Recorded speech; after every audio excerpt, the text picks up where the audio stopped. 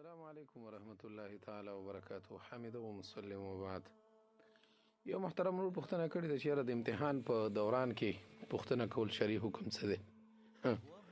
او بیا لیکلي دي وایي چې امتحان صحنه کې یو ملګری بل ملګري نه پوښتنه وکړي نو دغه کې خو به د خیر دی نقل کړی دا ملګری به دې نه لیکه ملګری به دې لیکلی خو زه بهرحال نو جناب علی دا خو باقاعده طور سره فقهاو لیکلي دي چې یاره امتحان کې نقل کول دا ناجایز دي او دا د غش لاندې راځي او د دې حدیث لاندې راځي من غشنا فلیس منا او حتی چې بعضو خو ورته مکروه تحریمي ویلي او بعض د حرمت خبره ورته کړي سړی ورته حیران شي ډېر سخت الفاظ یې پکې کړي.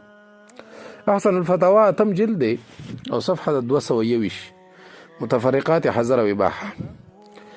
نو بس دا ستا ټولې مسلې پکې شته دی. وایم په امتحان کې یو کس د بل سړي نه پوښتنه وکړي یا یو بل ته په کاغذ باندې څه لیکل وکړي او پټې ورکړي او یا دا دی چې سوالات او جوابات ورته ورکړي او هغه ته نه معلوم وای دا شرعا ناجایز او حرام دي.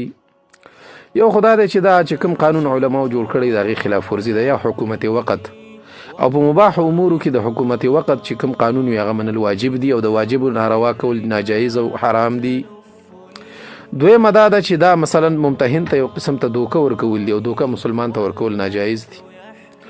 او دریمه پکې دا ده چې دې کې خپل قابلیت د دروغ سړي ته ښکارول دي. نو دا داسې دی لکه یو سړی چې د سپینو زرو دغه ته د سونې اوبه ورکړي او بله خبره پکې دا ده په دې کې وایي هغه کس چې هغه کې لیاقت نشته صلاحیت پکې نشته هغه داسې مقام ته بیا ورسیږي چې هغه مقام په کار دی چې د هغه کسانو دپاره وي چې چا کې استعداد ایبیلیټي او صلاحیت وي.